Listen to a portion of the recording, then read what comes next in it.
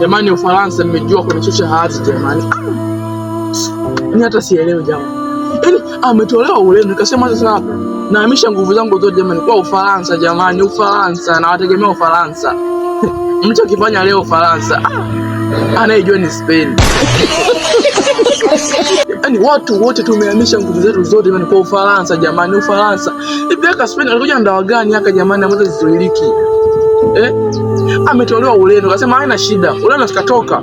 Ufaransa yupo tegemezi. Ufaransa alichokifanya leo jamani, Mbappe, Dembele, Olise. Basi tu. Tunahamisha nguvu zetu zote kwa Ufaransa. Ufaransa katolewa.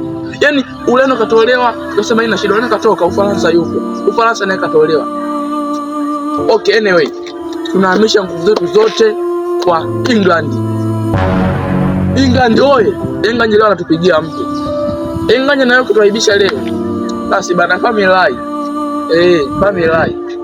Itakuwa hamna namna tena. England leo nipigieni mtu. Nendeni fainali mkapiga ka Spain, Spain walochanganyikiwa mumpige na ka Spain kajuaje kapigeni nichukue kombe lenu. Kama limbaki la England, hamna timu zaidi ya England ya kuchukua kombe.